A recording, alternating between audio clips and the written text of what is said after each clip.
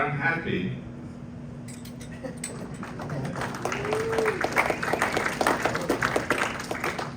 We have dispensary ATM services, leading cannabis industry in ATM installation, sales, and service.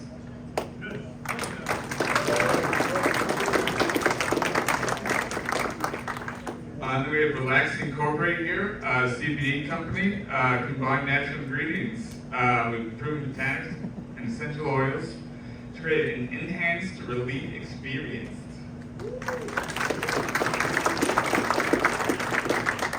We're also happy to have Cannabis Equity and Employment.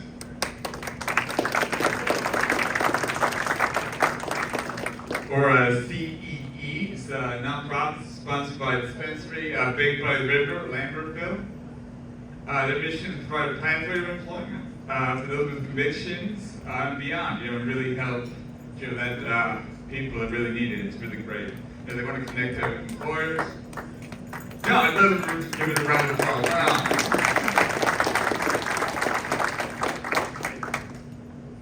Yes, I'm going to help in the job sector there, so that should be fun. And then, of course, we want to thank Sativa Cross, 501c3 nonprofit.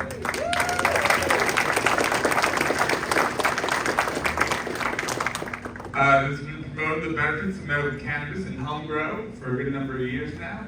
They host the 420 and 17 Oil Day gatherings at the State House where they like to podcast and done so for many years. So that definitely gets a round of applause.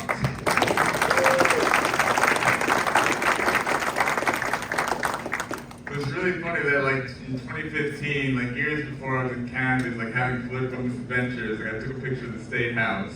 And then there's Sativa Cross right in the foreground there, advocating for on the issues, and the people I know are in this picture. And I was like, oh wow, that was 7 years ago under very different circumstances. Fun times. So we also have our food vendors that are here. We have Wheat Genie outside and Chef Gucci.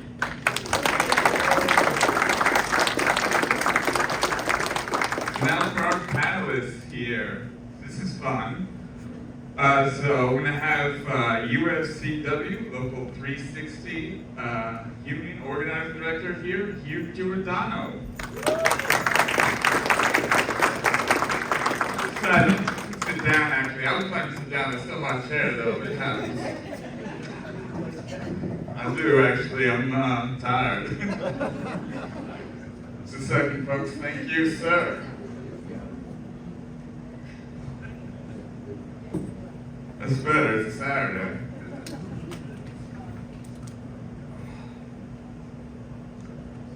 All right, it's great to have Hugh here. We have next noted cannabis attorney Lou Magazu.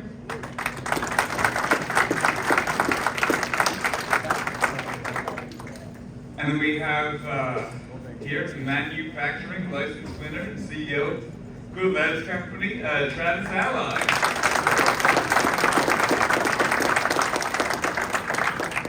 And then we have advocate, businesswoman, bartender extraordinaire, great activist, Wednesday Mayor.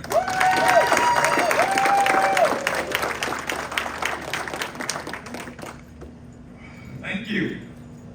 Thank you everybody for being here. It's great to see this. This is really fun. So, you guys really on the ground here in South Jersey. So, what's it been like persuading towns around here to support cannabis? All right.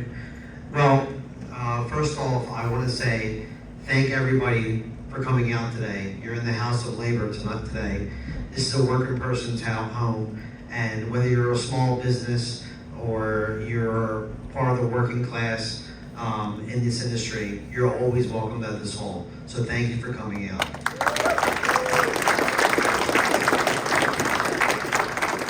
So I was very fortunate to work with Sativa Cross, which is a medical cannabis patients' rights organization.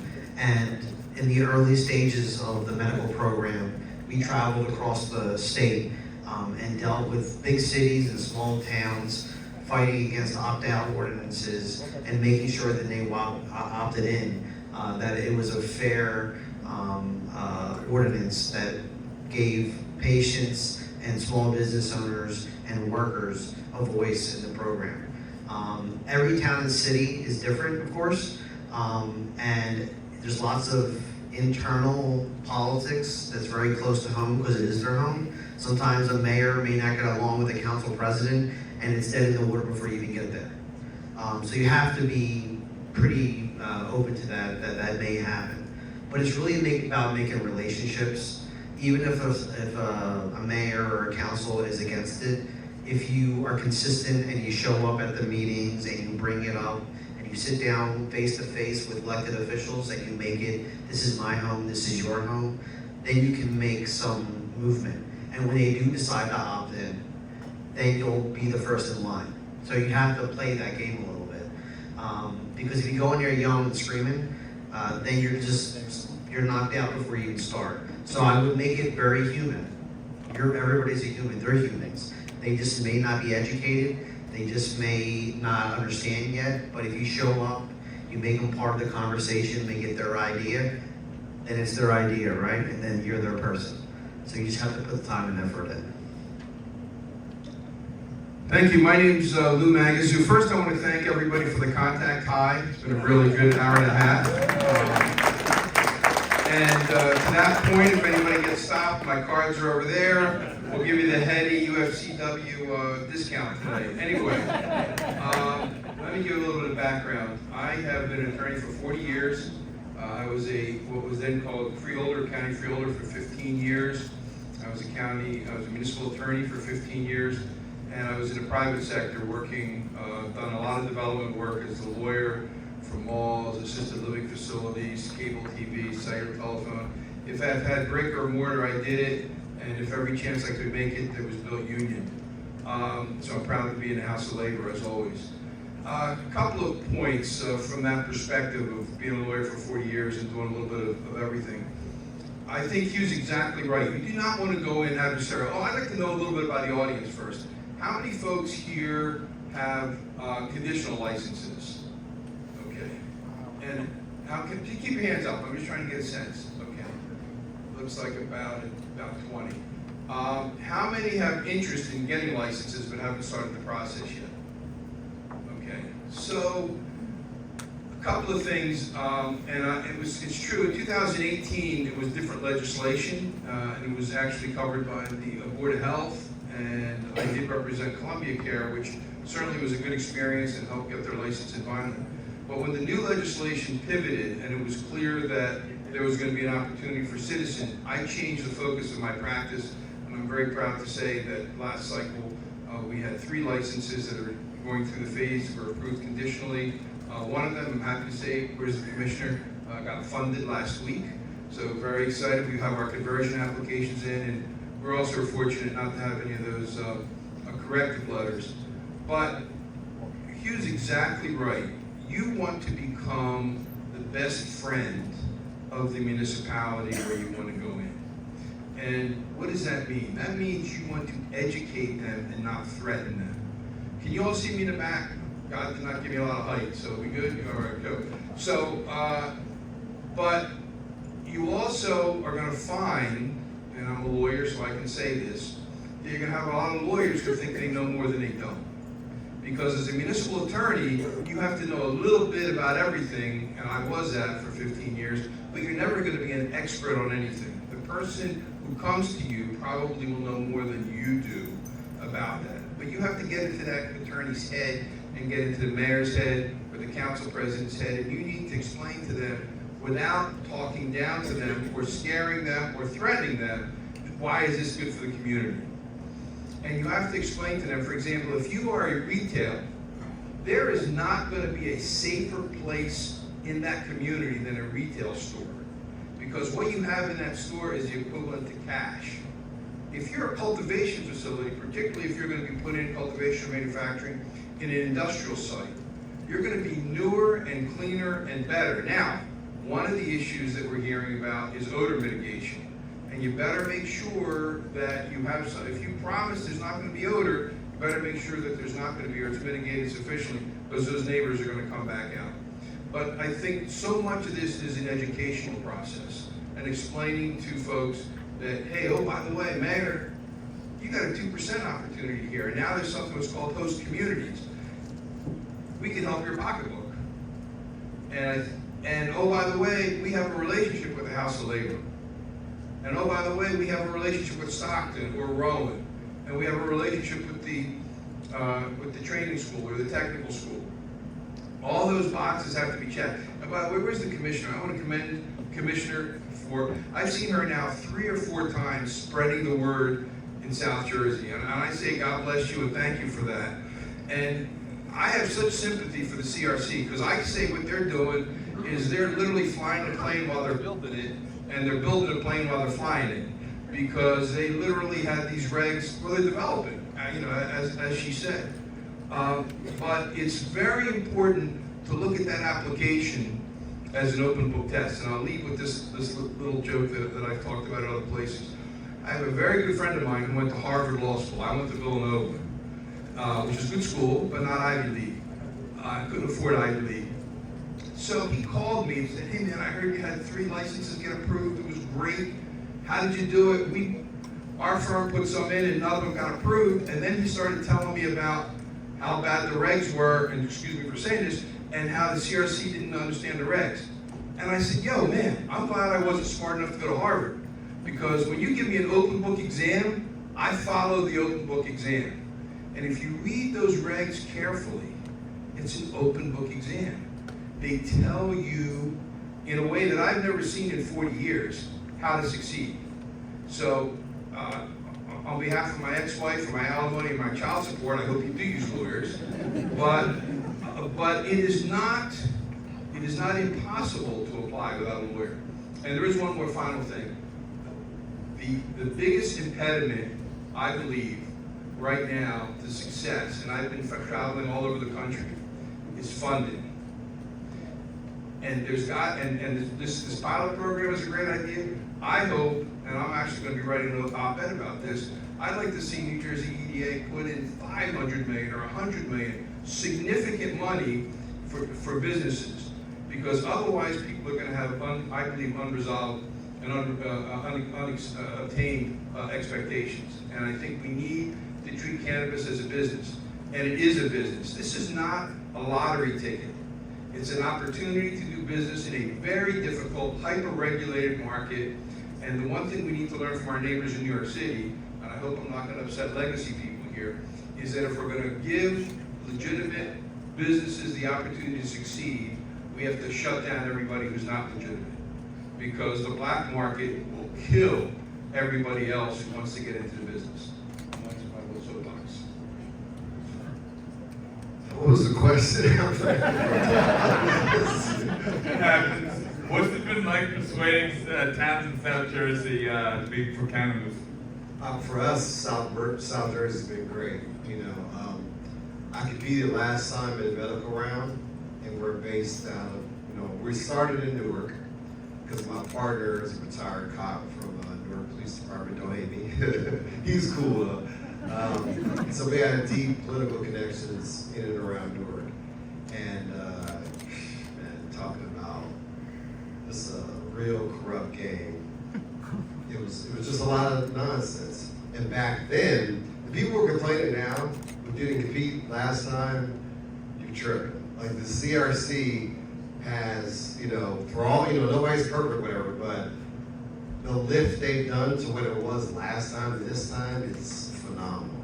I'm just telling you, like last time you didn't know what was expected, right? So they say township approval last time. Nobody knew what that meant, right? So some people got township approval through the YMCA. We got a letter from the mayor. Some people got the council. Some towns don't have councils. There was no clear guidance. So for us, hello? That scared me. For us, we ended up in Orange last minute. We thought we had a building, and we had a couple buildings in Newark, and the way the zoning regulations were, it turned out the same dude owned all the buildings that were allowable for what we're trying to do. So that dude strung us along, and then last minute we found out he submitted applications against us, right? So we were scrambling, and Fuquan Mouzon, our attorney, you know, knew somebody. Long story short, we ended up in Orange. We got a building, we got the mayor's letter, all in the last few weeks, right? And then there was lawsuits and delays, and in the interim, it became legal, which sounds like it'd be a great thing, but it ended up being a bad thing for us competing for medical licenses, and the townships had to vote in or out. Our township voted out, right? Even though we already had a letter from the mayor, we got caught in this squabble they had. It was like high school, right? Did that help us? I don't think so. I think that probably led to stone me off. It probably led to, you know, some of the inconsistent scoring. So anyway, long story short, what I took away from last time was the first thing you need to do before you do anything else is find a town that wants you, right? And for me, I was searching for towns, and the next thing I was gonna get was real estate. So when I met with Mayor McDade, what I would do is just show up to township meetings, right? And I said, these dudes, you know, I talked to several different towns, right?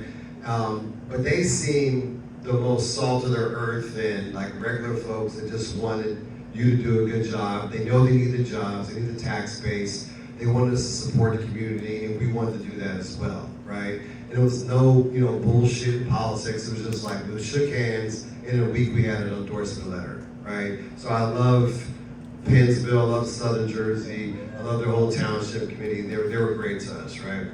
So from there, I had to go find a building. Right, so I just went to LoopNet like everybody else does, and this is before the gold rush, right? Before everybody was really looking. So what I did, before they even announced the licenses on December 15th, we're gonna be open, the announcement like a few months before, I was already looking for a building. So I had a building under contract. I had a lease on a 200,000 square foot facility in November 2021, November, December, or whatever, but I applied as a conditional applicant. So I applied as a conditional applicant with everything in place. I had the zoning letter, I had the township approval, the mayor's endorsement, and the building, right? Because what I wanted to do was to make sure I had the complete process checked off, right? So we don't want to apply for a conditional license only to find out that they don't want you there. And that's what's happening right now. The anger people feel right now, if you can just shift it to the lawmakers, because that's where the problem is. The CRC cannot do anything about the shenanigans going on in the township. They just can't. They don't have the what's it called, the authority to do anything, right? So what needs to happen is, if you want to get these townships right, we're gonna need new legislation. So you need to call your state representatives, your local city council people, and say, you know what, this shit is not right. You shouldn't have put out a zoning map and then say this is where things are allowed to occur. Then me, I have this dream to be in this business. I invest my life savings in buying this building, and then some asshole councilman says no. Now you're shit out of luck. You done blew your whole wad, and you can't even launch. That's going on right now with my man Franklin. His company's Valerie's Garden, right? Firefighter out of the Bronx. Got a building in Elizabeth, spent a few $100,000 to secure it, did everything right. But the council person in charge you didn't kiss the ring. So you asked out. And for us, we're trying to advocate and support those individuals on a case-by-case basis. Yelling and screaming at the CRC meetings is not going to do anything. You need to show up at these township meetings, right? It's all about voting, right? Getting the people out. So we're working with Franklin still right now. We got the council person that's the impediment to agree to, you know, like give us a way to fix this on his behalf. He wants a traffic study done.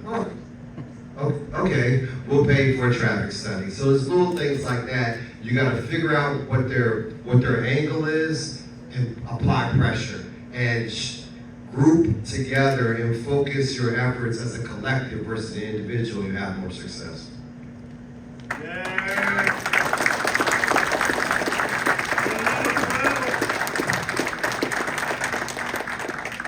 Hi, my name is Wednesday Mayor. I'm an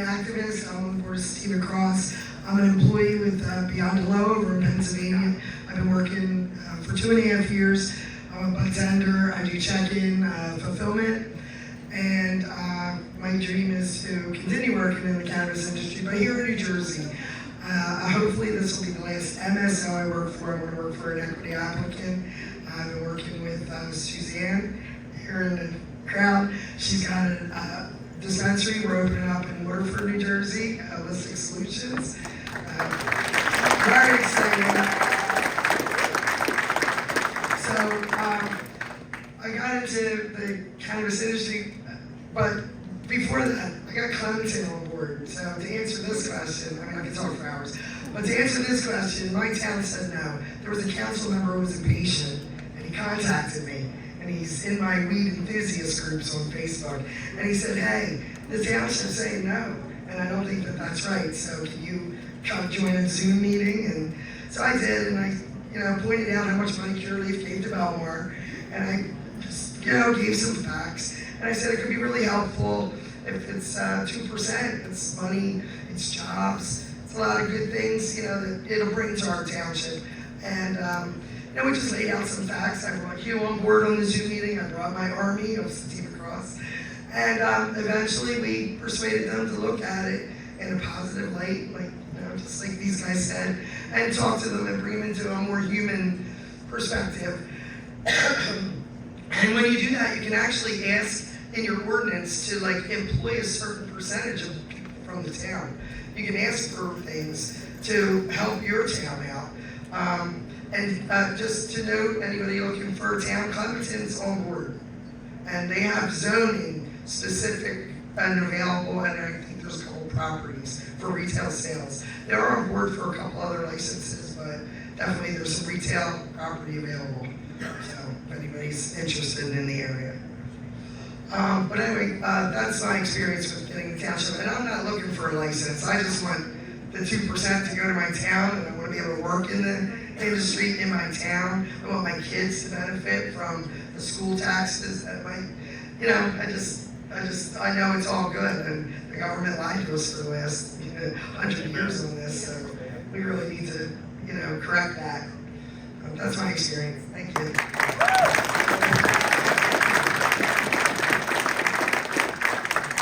Thank you, Wednesday. So why did you decide to start working in the New Jersey cannabis industry? You?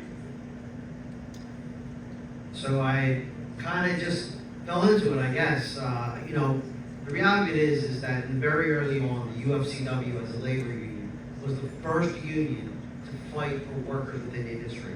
But not only that, fight for small business owners. Folks have to understand that when this industry started, it started because of patients. It started because of that movement. And when they opened up medical facilities, the federal government was raiding these facilities, arresting the patients that were inside, arresting the owners, taking their product out, and zip tying the workers and putting them on the sidewalk. I remember seeing those on the USA Today newspapers. They were doing that. So we were the first union to get involved to make sure that workers were protected, but also that the business folks were protected too. Because if we don't have businesses, then we don't have workers. And that's the reality of it. So when the facilities were getting raided and the workers were getting arrested, we stepped up to the plate immediately as a labor union. In New Jersey, I personally got involved when John Corzine signed the bill to make a medical program. But then we dealt with Chris Christie. But in between that time, I was able to work with good people, higher education, the patient advocate groups who I owe everything to. My education on this industry started with the patients.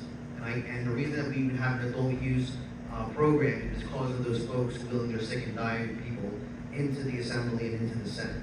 So we owe them everything for that. But that's how I started. I'm a union man first, and those workers deserve a voice. Without them, there is no industry.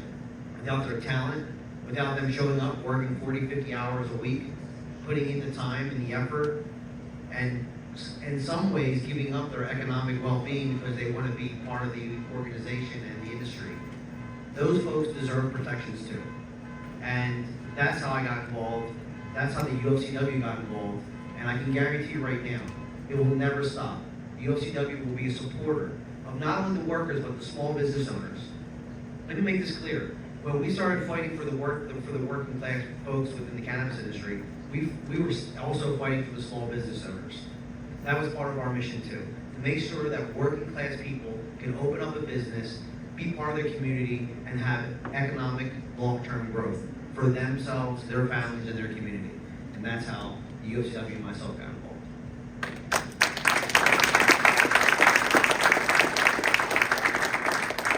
Around 2017, I was invited to go to Las Vegas with a group of folks to find out about what they were doing there.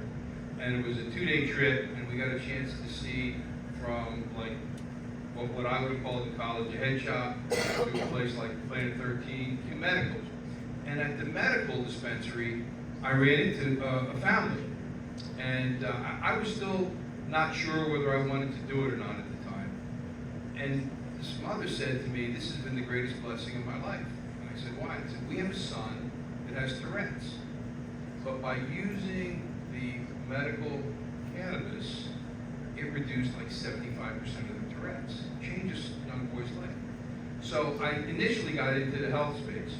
When recreational became an opportunity, I made the decision, I am my own practice, so I can make those decisions, that I wanted to pivot to the social equity conditional licenses to the folks from Jersey with a little bit of a twist. What I've been trying to do is introduce them to people who have already done this from the West, because the West Coast, frankly, has collapsed, and we can talk about that a whole other day.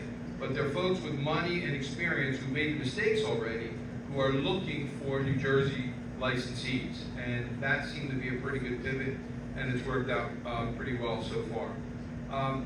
I see this as just a tremendous opportunity to radically change lives for people who want to get into the industry, but with realistic expectations.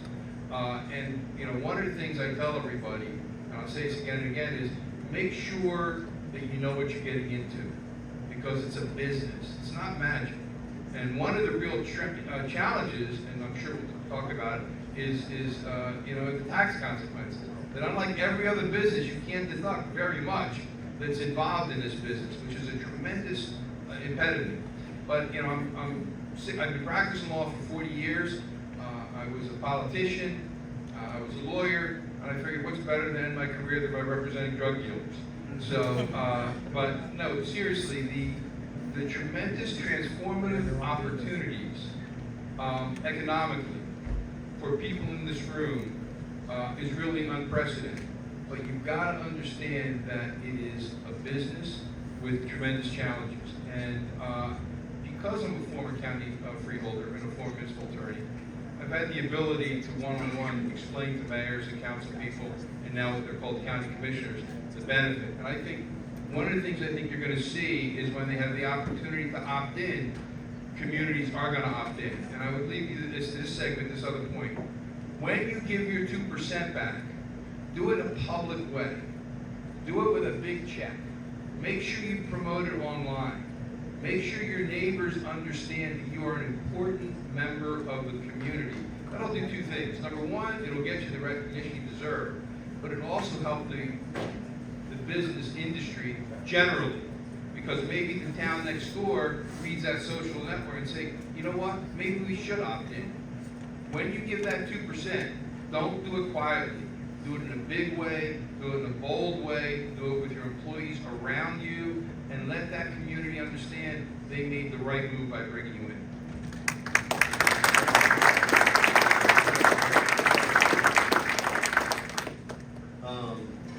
So why did I want to get into the cannabis business? It's a trip, you know, you think about like the things you wanted to do as a kid. Like I either wanted to be like an astronaut, football player, president, whatever.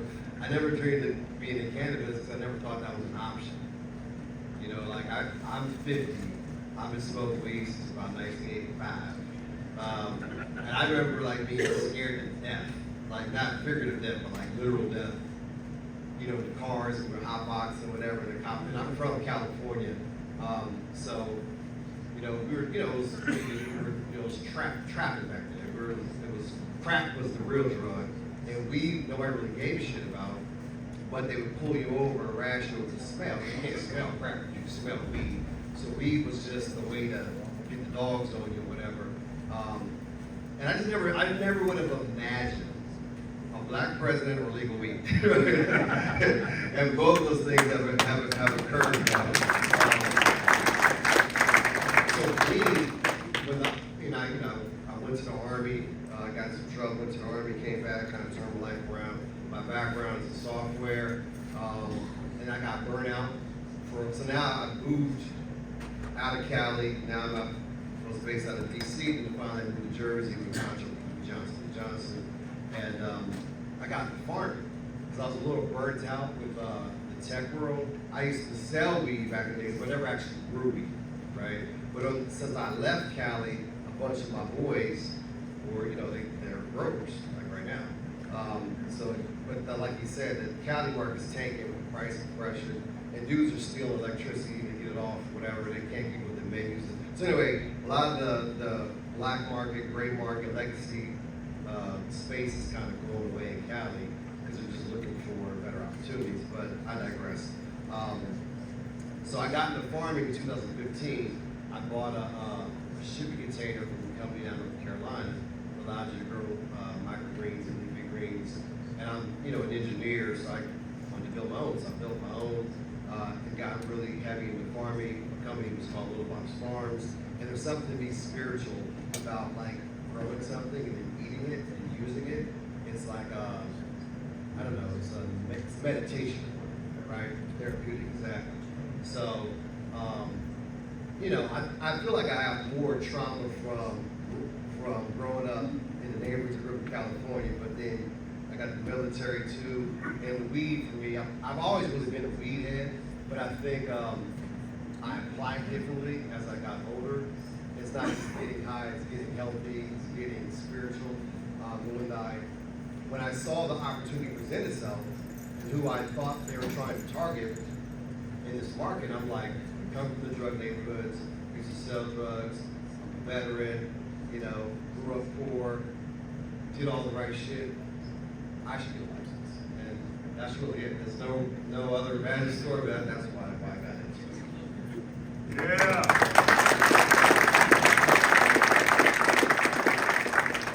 I love everything about it, don't you? No, I got into it because I started smoking as a teen, and it just seemed to be a natural progression for me. Actually, I'm a graphic designer by vocation and talent and skill, but I'd like to be able to apply that to the cannabis industry and do marketing and design for a dispensary. If that doesn't work out, I will always fall back on bartending because I did legacy sales for 30 years. So, but I'm not doing that anymore. That's all.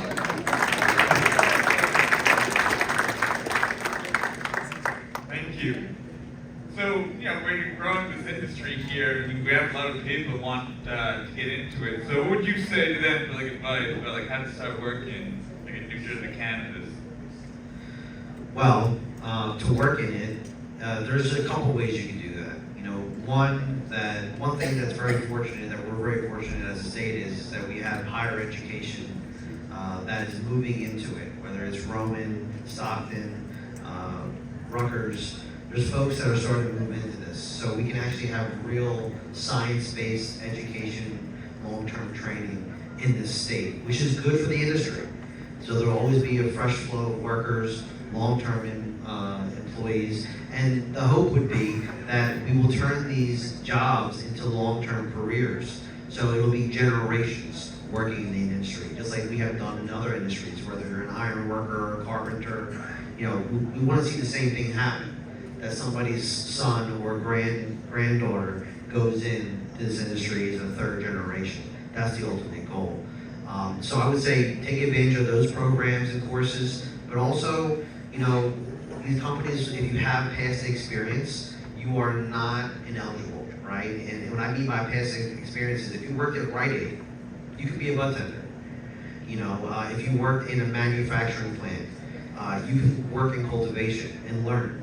And some of these companies now are trying to do long-term apprenticeship programs that we are, as a UFCW, are working with Roman We're also talking to Stockton, trying to make a coalition. But those things matter, and I would say take advantage of any programs that you have out there.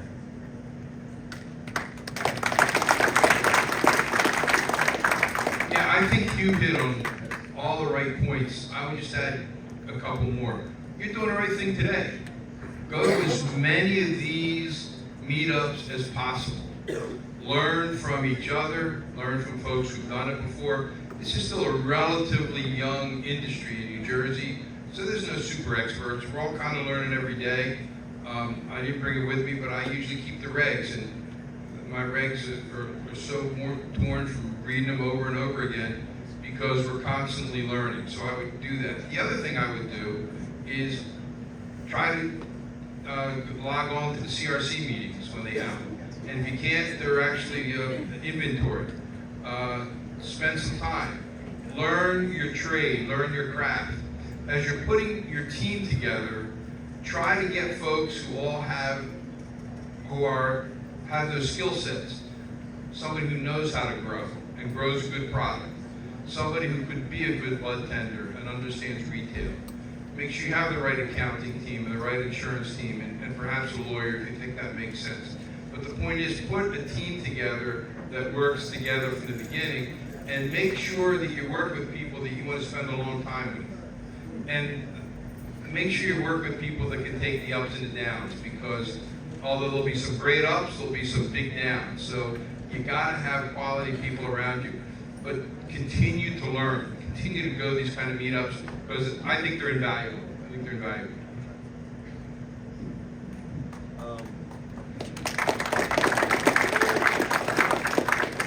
I'm gonna go to the ones by Heady and Jay. Yeah.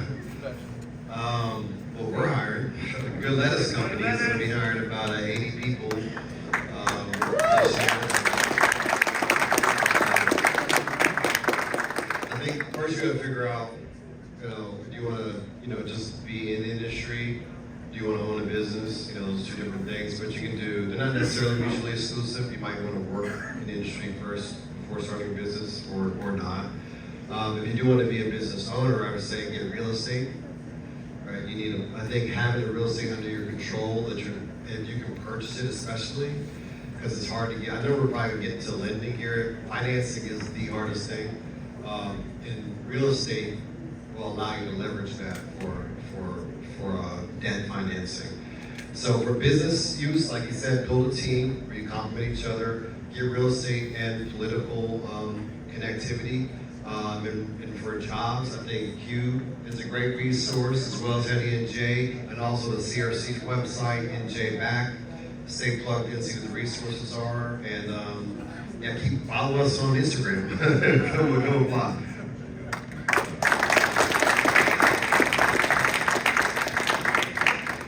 I landed at Beyond the Low through a friend. She had reached out to me because she knew I ran these weed enthusiast groups on Facebook.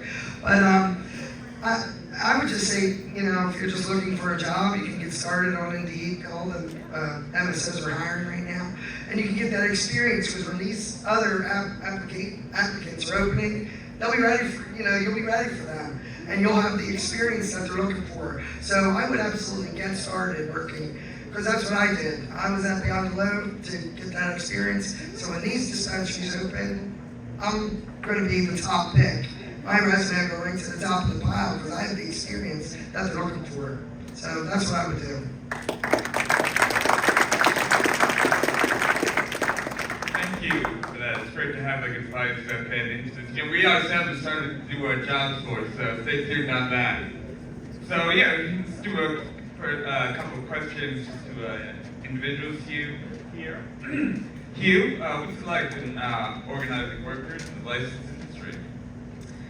Well, organizing workers is always tough, but thankfully, because of the state law, because of the labor peace agreements that were placed in there to protect workers, it's a little bit easier.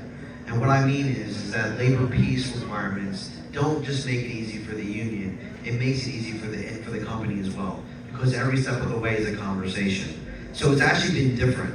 In my past, when I would organize workers, if it was a regular warehouse, if it was something outside of cannabis, it's a war, right? It's a war because I'm dealing with multinational companies, Amazon, Walmart, different world. But in this view, we're looking at this as an opportunity to give working class people an opportunity to become that size of a banner. By making sure that small business owners succeed in this industry, we're making sure that working class people are gaining that wealth. And hopefully that will be the first way to protect workers, and the best way and long-term way to make sure that workers' rights are a priority within your business. If we talk about social equity and we talk about economic justice, then we have to talk about workers' rights. When a family can feed their children, when they can take them out on a Wednesday after their shift and get a pizza and not be broke by Friday, that's economic justice. When they can take their kids on vacation and take a week off and be able to pay their mortgage, that's economic justice. So when I walk in with that intent. I walk in with that partnership. We want to make sure that we protect the companies too as well that are doing the right thing. Make sure that they have banking, make sure that they have healthcare, make sure they have retirement funds. In fact, organizing has become somewhat of a friendship now with companies in the cannabis industry. Not all of them, but the local ones, yes. You know, Travis is a prime example. You know, so it's about making sure that owners are protected too. So organizing gives us a way to be partners with the managers, with the CEOs, because what we're doing is we're allowing the executive level to go into our health and welfare funds. Getting healthcare is difficult, especially for small business owners. So why would management go out to the free market and waste thousands of dollars when their workers have good healthcare and good retirement funds? So organizing has become a partnership with industry. And I'm proud that it's not the Walmart days. And I'm proud that it's not the Amazon days. I mean, those are still going to be here for a long term. But this is a positive route. And I want to thank the business owners in here, the working class business owners who are doing the right thing, who are working to make sure that their workers are protected, that they have careers, can take care of their family. You're part of this mission. So don't forget that, and we appreciate you.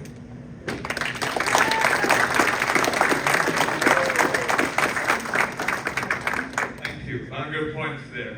So Lou, this is a lot of resistance, a lot of the top leaders in South Jersey, and what can we do to change that? Well, I don't know. I thought that percentage was a pretty good percentage that Commissioner Nash put up. I don't know the state numbers off the top of my head, but that looked like as good as the rest of the state or better. So I think South Jersey has been pretty welcoming. What they have, though, is been welcoming about different tiers. There may be a lot more interest in parts of the South, particularly the farming areas, in cultivation than in retail. Retail right now, there's still a lot of hesitancy. And I think it's really important that you have a really quality security plan and you let the officials know how secure the building is going to be. I think the other reality is that there's three types of officials out there. The ones that are open to it, that have opted in, the ones that are dead set against it, that will just never ever go with it, and then there's the ones in the middle who I think are persuadable. I think those who are dead set against it, I would not bang my head against the wall. Let them just be against it and let their communities watch the communities around them yield the benefit of it. The ones who are supportive of it, you need to be supportive of them. And I'm not just talking about necessarily politically, although that's important, but also make sure that you show that their faith in you were justified. Don't do anything funny, don't do anything illegal, don't do anything inappropriate so that they get embarrassed. But just the opposite, make them look good. And the ones that are persuadable, use the success in the adjoining communities as the reason why they should understand. I believe, and of course I come from county government, so I'm biased, but I think your county commissioners, you should talk to them. Because the mayors and the council people and committee people have already said yes. You don't have to go back to persuade them, but if your county commissioners see that in the cities and towns you're in, that it's been a success, they can say to the mayors who are on the fence, hey, you know what, you really ought to give this a shot. And then you have to explain to everybody that without retail, that cultivation license, that manufacturing license is not worth anything. because you have to have an end user. You got to be able to sell. So I think it's constant education rather than confrontation. It's education rather than intimidation. I see one of my clients out there. Hello, Russell. I didn't know you were going to be here. So one of the things we've done together, I use Russell as an example, hope he doesn't mind, is we have worked every step of the way with the community to educate the community. And we also found people who are already known in the community and frankly we love in the community by another business that they do. But I always say, it's way easier to persuade and convince than to intimidate or threaten.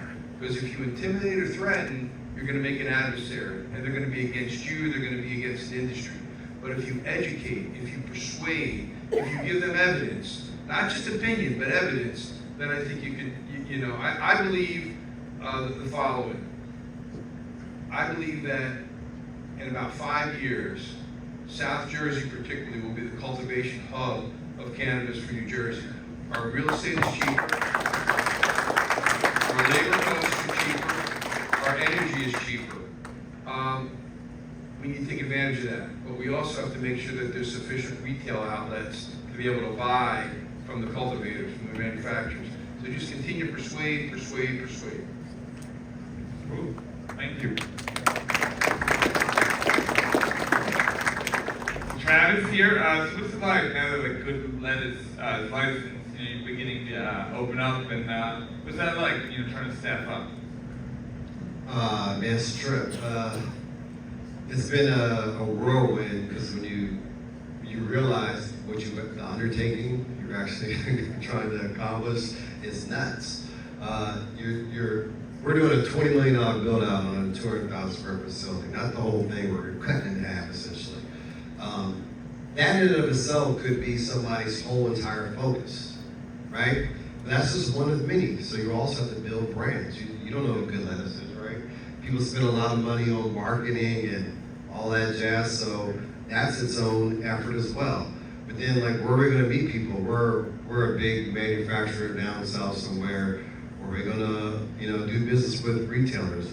And I have people here, a lot of people here I know just because I met them on Zoom. Because we go to the CRC's website, you've got a license, we give you a call, we introduce ourselves, tell you about our strategy, what kind of products we're coming to market with. We sign, several LOIs. But then at the same time, we're also opening Good Lettuce Social Club. So that's going to be a space like this where we can always gather, and we're setting up podcasts and studios for creators and tastemakers, just as a fuck off, right? just to do it, to like have a steady place people can come together, right? Not to sell anything, but just to gather and stuff like this. So we got a stage on there, so we do like some comedy or some, like live poetry, whatever we want to do.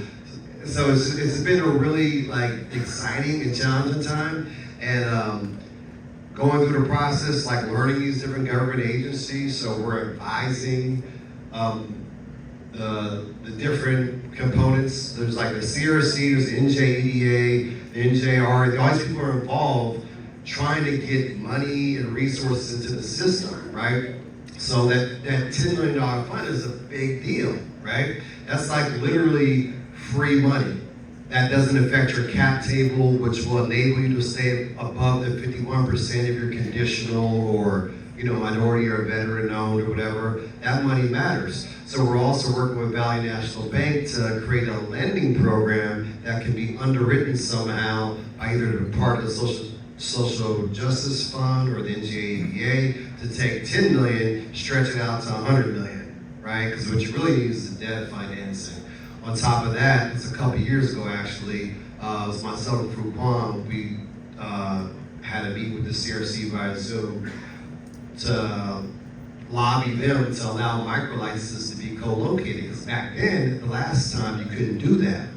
They liked the idea, and eventually they allowed for that. So the other thing we're working on, we got this huge facility, got 29 acres. We can't do it this year, but maybe next year, we'll have essentially like a community garden for weed though, right? And take micro-licensees into our facility, mentor them, launch them, right? Because it's the right thing to do, right? It'll be cool, and I didn't get into this business to be, marketable, you know what I mean? I wanted to get into it from my spirit, and it's just like, to answer your question, it's been a wild ride, man. I'm just looking forward to it. It's a great challenge, but it's a good work.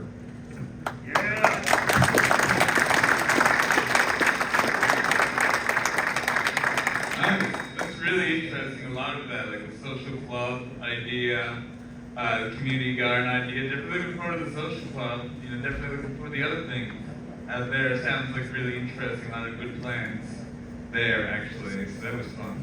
So Wednesday, yeah, so tell me about your experience, being like a bud tender, and then like in the ancillary as well. As a business, yeah. I do love my job as a bud tender. It's very rewarding to help the patients.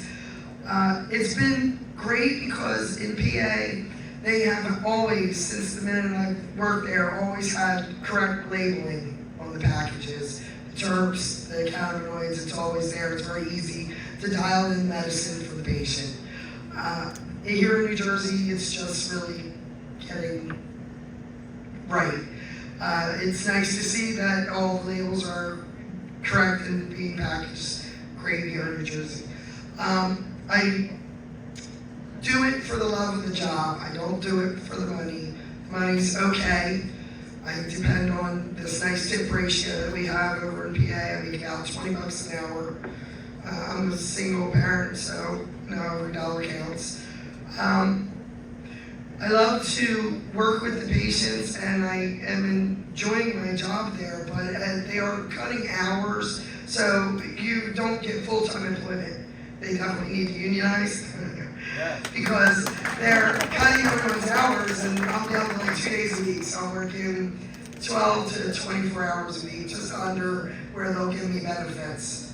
And that's going across the board for almost every employee except for key holders that can get into the vault to have the product in their hands. I don't touch the product right now, except for to take it out of the customer's bag, show it to them, make sure it's correct, put it back in the bag. So unless you're a full-time key holder at Beyond the Low, you don't get to go in the vault and actually pack and fulfill the bags. Just the way they work there, standard operating procedures. Again, I can't wait to come to New Jersey and work under fair, equitable management. I'd love to do graphic design. It is my vocation, but technology kind of got away from me when I had children. And so I'm old school and don't do much web work. And so I'm just, kind of blending my passion for cannabis and graphic design at this time. And I've been helping, I will say I've been helping a lot of the legacy guys with their logos. Because they're my friends, and they've been supporting me before all this happened, so, they're still my friends. Thank you, Wednesday, for telling us about that. You learn about businesses, and it's really important, actually, like the nature of being like a bud tender. I think it's something we're definitely going to see change, and I think it's more than like just being like a retail clerk. If you really know like the amount of strains there in the dispensary, and like you're really dealing with that many people and helping them with like their medicine, even if it is like the adult use, recreational market, still medicine. For a number of people, you know what you're doing. If you need to know the strain, for example, I might do like inflammation. I'll take a sativa. If you have tired, I do an indica that way. So, do we have any questions for the audience? Anybody? We'd love to talk to somebody. Yes. Wednesday, do you find it beneficial to have pharmacists on staff in Pennsylvania? They just did away with the pharmacists. They did? They no longer have them. That's a standard operating procedure that just changed. Oh, that was the one thing. We send the patient information remotely to the pharmacist. They check them in, that's it. We don't have them on site, not Beyond the Low. Anybody else? Yes. So I'll just add, Lou, to what you said about persuasion. I work 2 towns here in Burlington County. There you go, so everybody can hear it. There we go. I work Up, turn it on. That's what Thank you, Lou. That's a full-service local president. I work with 2 towns here in Burlington County who were on the fence. And helped them both realize that they wanted to opt in. And the persuasion was not on the typical things. It was explaining history. It was explaining the history of racism. It was explaining that this industry employs more women than other industries. It was talking about, we call this a medicine, but we should equate it to the greatest medical discovery of the 20th century, which was another plant-based medicine, which was penicillin. This was taken from us. It wasn't researched. We should talk about the disease states that it's helping, and we should equate the retail aspect to almost an OTC pharmacy. And when you put it in that world, they tend to look differently. And the last piece that helped me in those conversations was recognizing it's not their choice. If you look at the ballot and how each municipality voted, you're basically saying to them, they're either going to go against or go for the will of the people. And what I do is say, I will stand up for you at any meeting with anybody objecting, and I will help you. And I'm not playing touching in this industry, although I've been in it for 6 years. And what you want to do is give them an advocacy. But the history needs to be told to everybody in the industry. That's how you persuade, or at least that's how I was successful.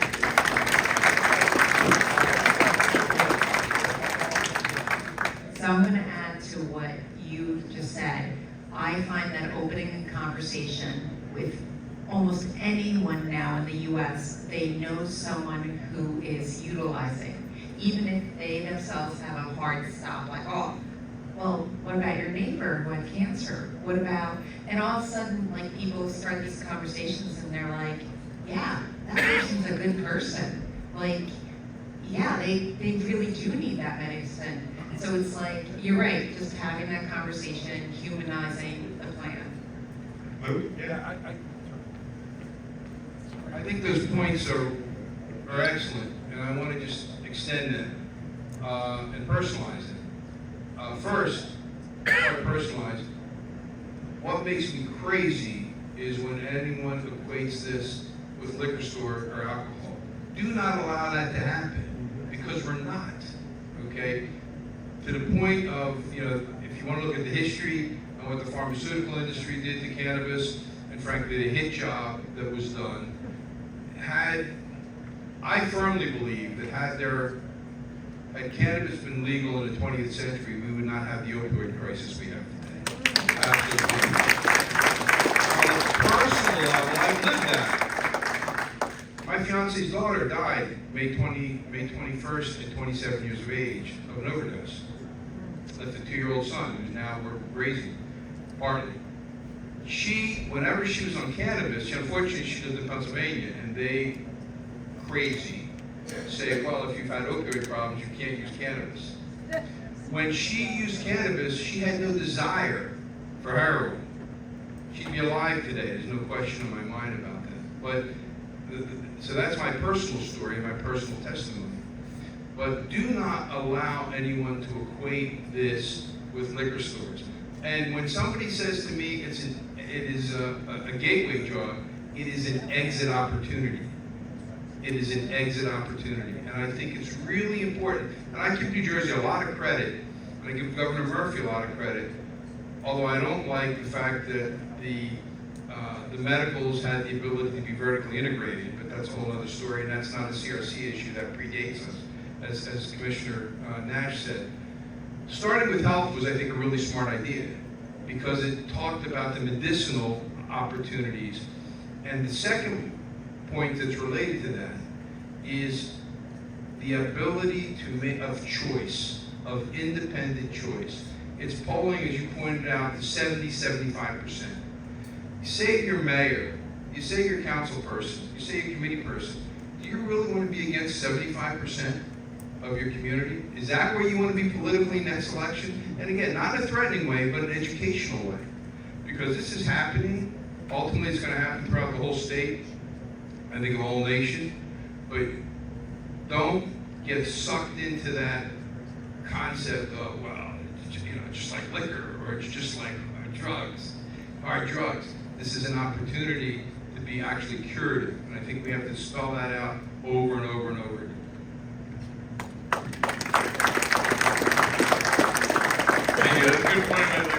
benefit and the nature of like cannabis, I think, is really interesting.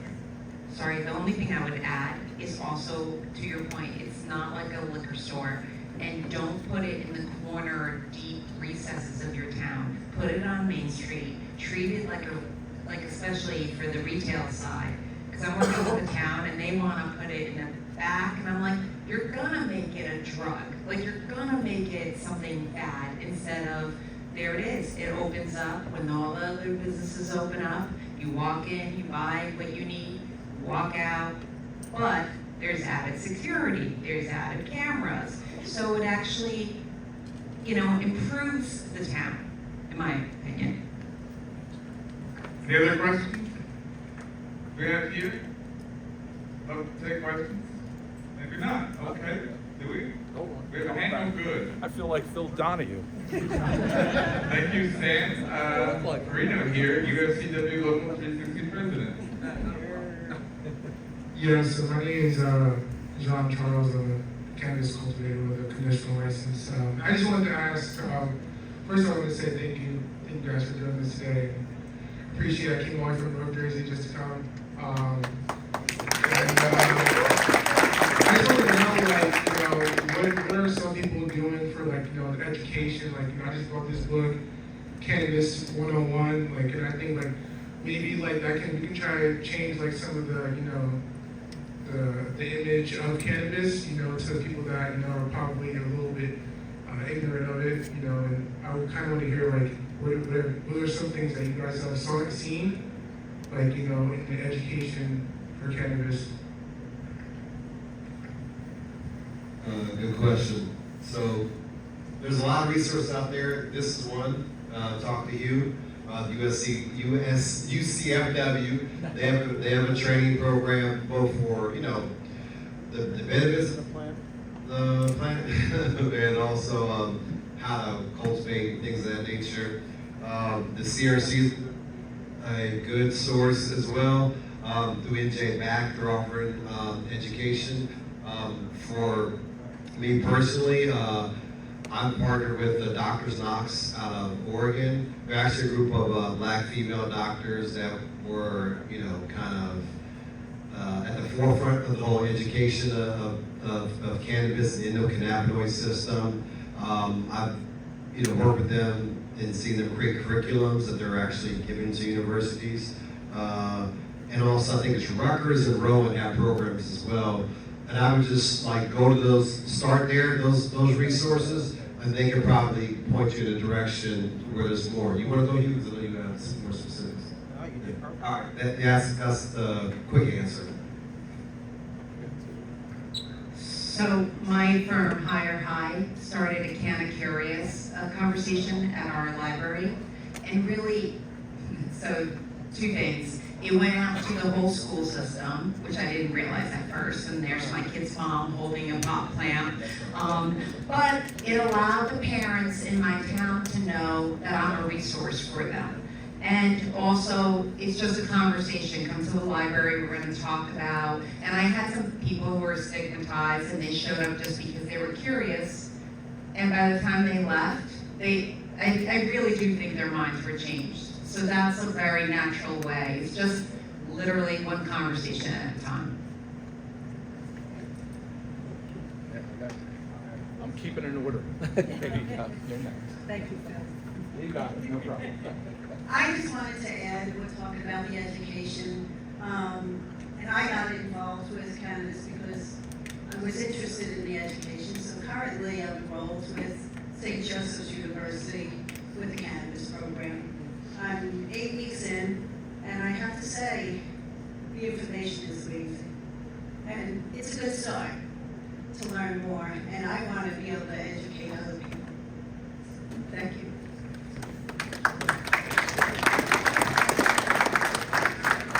I would say, from an education standpoint, one of my favorite resources is a website called Medical Marijuana 411. They're a business partner of mine, so they have foundational courses on the endocannabinoid system.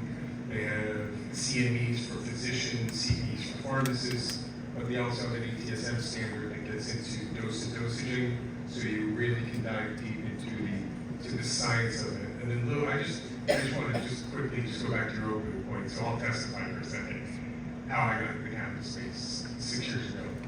I'm a pharma guy. Every opioid manufacturer was my client. I pivoted our company to be on the right side of history. We left that entire industry. I modeled in 2018 one of the largest New Jersey cannabis medical practices. And the statistics around polypharmacy and specifically opioid reduction is staggering. I actually presented it last March in Israel. In 18 months, 45% reduction in opioid dependency through cannabis, 54% in 24 months. It is not part of the solution to the opioid crisis. It is the cornerstone. So you are on the right track. Cannabis has a major impact on that.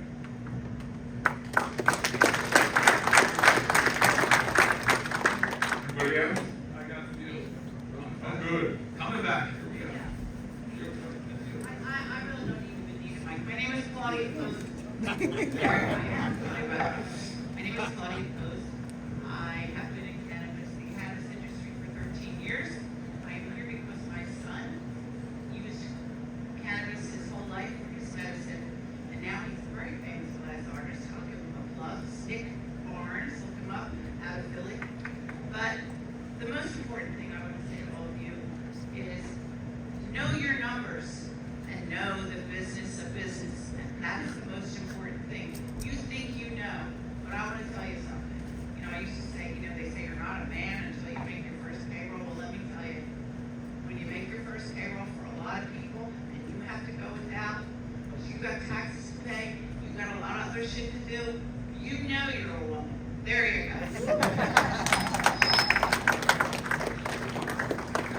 My name is Evan Bronzo. I'm a big advocate for small businesses, micro licenses. I run a few craft cannabis sites like New Jersey Craft Cannabis, PA Craft Cannabis, Your Craft Cannabis. My question is really for the home growers, the small people. I hear a lot that get involved in the industry and know about the industry, take these courses or go to a school, go to a class, what have you. But how would you recommend for somebody who hasn't been to any of those courses, hasn't been to any of those classes, but have ran grow-ups, have been out in the community, have been helping the community? Because for me, I'm a paranoid person, right? So when I go to a job interview, they're like, oh, what experience do you have? I've got some experience, but how do I know what I give and what I show isn't going to be turned around on me? Because as of right now, in the eyes of the state and the federal laws, some growers are criminals. Just want to learn how to use the plant. I don't want to have to go to a course. I'm a doer. I want to put in my garden. I just want to trial and error. But how do I show that on an application? How do I show that to my employer? I can't post it on my LinkedIn. I'm from New Jersey. They'll be at my house in a few hours. Like just over a picture. So that's really my question. Like, how do you guys recommend us small growers getting into the industry without these courses, without this? Well, How it is. How it is. Thank you. I can send you some links. I follow, there's a bunch of dudes online. Somebody mentioned one, I forget the guy I used to follow. I just set up some I don't give a fuck. I set up grows, my basement. This is, years ago, not recently, obviously. But you can get a 4x4 tent, have 16 plants in there. If you get 3 tents, you can kind of run, you can do your cloning. You can do it with 2, but it gets sloppy, whatever. I would just go online, go to YouTube, start growing. Because here's my thing. I'm for home grow, right? I think the prohibition of home grow is kind of back-ass word. You think about like the beer, right? Because I'm from beer. How to get a job. No. That's the mic say. Oh yeah, I'm getting that. I know both sides of your question. So, what was I talking about? Oh yeah. I still forgot something else. But yeah, I smoked too much. Education about like how to get into the industry without like some of the formal programs. Like how does like a guy who's like in the legacy like get into that? Like Yeah. and it depends on them. Yeah, so I would just start growing. You growing. Oh yeah, I'm saying I'm for homegrown. That's right. So think about like beer. You can brew beer in your house, right? Anybody that brews an IPA, whatever in the garage, whatever. Do you stop buying beer outside your home? No. You actually buy more beer because you're an enthusiast. So I think if they allowed home grow, you're just gonna buy more weed, right? Because you're an enthusiast. Now to your point, I think don't be that paranoid. If you come to an interview with a cultivator such as myself, right, that person is not going to hold that against you, just obviously. And the second reason why is because the regulations. It's not a whatever the word is. We cannot use that against you, right? Because they've actually done a good job with that part of the law and the regulations, so you don't have to fear about that. And as far as Lincoln's concerned, whether you put that on there or not, or on your Instagram, whatever, that's your choice. But when you come apply for the job and you can show the shit you grew or your methodology, your fertigation, your chemigation, your irrigation, and you understand the plant, you will get the job. Sorry, I was gonna add, as someone, don't boo me, that comes from the MSO world, that's action pay. That actually is an advantage for you. So you want to have pictures of your products, you want to have a portfolio, and that's something to boast because tangible hands-on experience is what the employers are looking for. Like we wanted kids that came in and were like, I'm all about the plant. I understand the plant. I've grown it, I've smoked it, I've utilized it. There's no shame in this game because the industry is the plant. So don't be paranoid.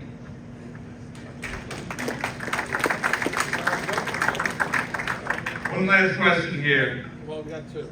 Oh boy, all right, one of the second last question. I'm Lefty Grimes from Sativa Cross. I want to thank you and yourself for telling me to calm down at these council meetings because that's where I'm going on Monday. We're going to Madison, New Jersey on Monday because they literally singled out medical cannabis in their ordinance.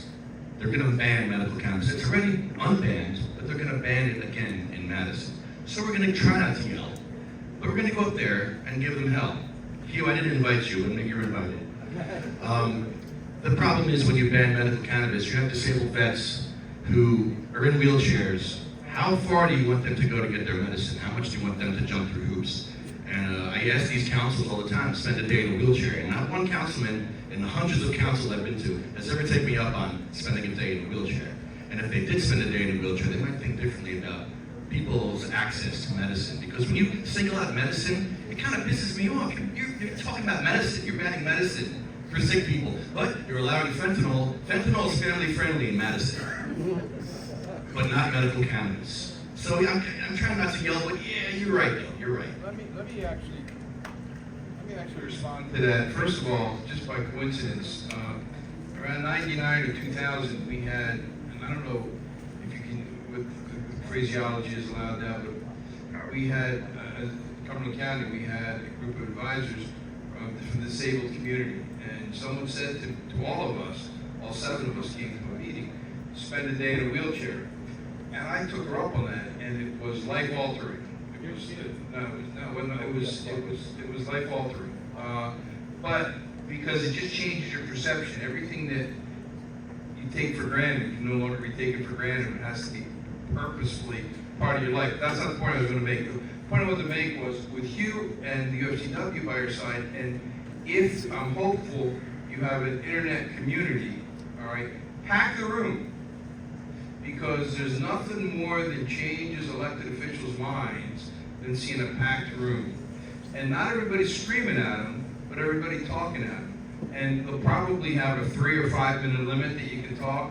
So you gotta have 10 or 15 people all using their 3 or 5 minutes and letting them understand that you represent, my rule of thumb was anybody who was in the audience represented 10 times that amount of people that didn't wanna come. And so I would urge you, and if it doesn't, not successful, pound them online. Just continue to communicate to the community. And I don't know Madison, so I'm not an expert of it, but I would say, get the word out over and over again. Get the word out before this meeting. Take advantage to articulate.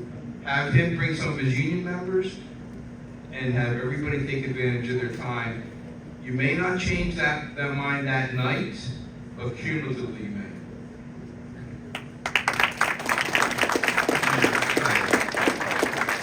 Yeah, I was gonna say possibly the problem of, cultivation, home growing, it isn't that, it's gonna take away from the business, because, like Campbell's doesn't go after people who grow tomatoes in their yard.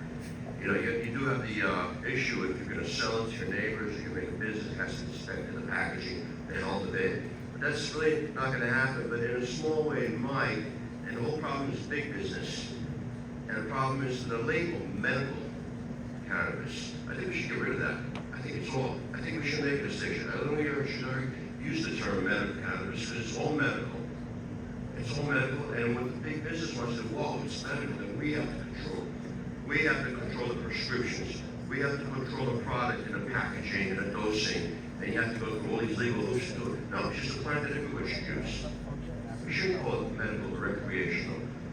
They don't like it because they want it to be a medical issue with all kinds of prescriptions and channels and bureaucracy. Just because you have a little PTSD, or you can't fall asleep at night, or it helps your arthritis, it's just a plant that you can use. No, we want to make it medical, and it has to go through all these channels, and it's all these regulations and hoops are going right now. That's why we have problems with small growers in New Jersey. You have to have like $10 million to start a business. And once they're there, they're losing money because they put so much into it to begin with. The only people making money are the state and tax collectors. First couple of years of these big businesses are all the investments they put into it. Waterberg have grown some of the 100,000 square foot of space. And then they just churn out biomass. Just for profit. They don't care about the quality of it. And then they love the regulations to squeeze out the small people. So we should consider it just across the board. Something anyone can grow, benefits for anyone, and not have all these structural ways of going through it and all these bureaucracies. Thank you. We have one more. Oh, you know what? I'm gonna pass on this one. Sorry.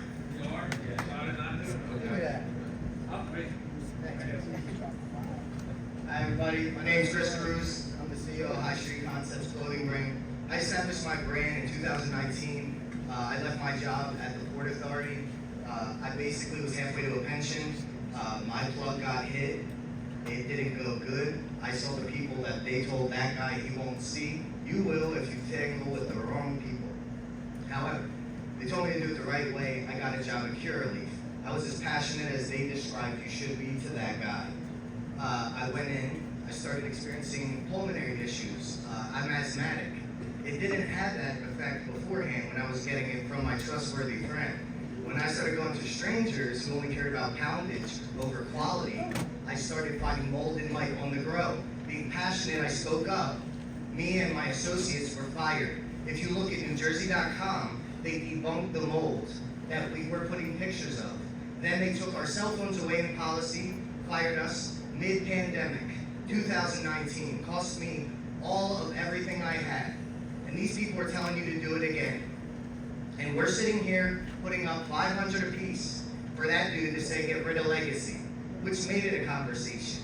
He takes the risk in educating people to make the medicine for the patients. I take risk by finding people to get it to you guys and other things possibly, who knows. And at that point, you have to understand, they just told to get rid of us so they could take what we know. That's hard for me to hear. I want to know, they said the CRC doesn't change laws. The CRC doesn't change the things that matter and help us. So what do they control besides the money and the regulations that he said? They're just middlemen, which they've been arresting all of our friends for being, who are still locked up. So what are we really investing in, is what I'm asking, because you're just canceling us out. Let me respond to that. Let me respond to that two ways. First, as you probably read the bio, I've organized lawyers that are working with anyone that needs free expungements, and you can go through Heady to understand that. Let me finish, please. The second point, and maybe I didn't make it well. New York State, cannabis is going to fail because you can walk in any street in New York City and in windows, they are selling retail cannabis. And that was my point. You cannot expect regulated cannabis to succeed if you're going to allow right next door in a storefront people to sell. That's just the reality. And I'm not speaking to arrest people, I'm talking from a policy point of view. If somebody is expected to put in their life savings and go the regulated route, you cannot allow somebody right next door to sell it illegally. That's just the reality. Okay, you may not like to hear it, but I'm going to tell you that the reason New York City is having challenges to their market is because literally on the block where they're asking you to do it the right way, on the same block, there's somebody who's not doing it the right way. And if you don't want to hear that, sir, that's up to you. That's not it. Well, that was my point. I know, and I think you may have missed mine. We Okay. take on the risk a lot of times in this. I respect that. I respect that. I don't think you have a clue because you admitted you were in this building a lot of you were. Working. We worked full-time jobs too, while having the bus on the side to make this, which you weren't, admittedly. Your unions keep us out. My friends were making bank during the pandemic to sit home, not us. My friends make money through your unions that you exclude us from because of our cannabis use for years, and now you're making money for it. And you're trying to sell us on it. Just like lawyers, same thing. Lawyers arrest people for years, and now you're selling me on the plan. However, what's the risk that you guys take on for all of our risk? When do you guys get pinched up? As I said, when feds come in or anyone comes in legally, what happens to you? Nothing. You have no risk. You just take the money for the evidence in the middle, right? I don't think you heard what first of all, I think I'm not the union guy here, but I'm proud to be associated with the House of Labor. Proud to be associated with the House of Labor. I'm also proud to be giving free expungements to anybody who wants one. Okay? And if you have a problem with that, that's up to you, dude, okay? Totally up to you, but... I don't talk about any of that, for the record. Alright. But I want to arrest people, not to do what's right. Well, I'm not a cop, I don't arrest people, so... Wrong guy. I'm not trashing cops. That's another story about cops that we're not telling tonight. So thank you everybody for coming.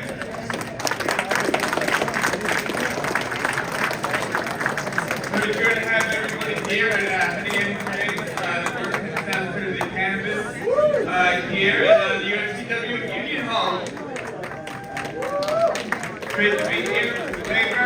I want to thank our keynote speaker, Matt, the CRC Commissioner of New Jersey, and everybody else. You know, my fun. Have fun. Give it up to Dan for being a great host today. Dan. UFCW, thanks so much for having us to the House of Labor. It's been There's that party you got here in this room, and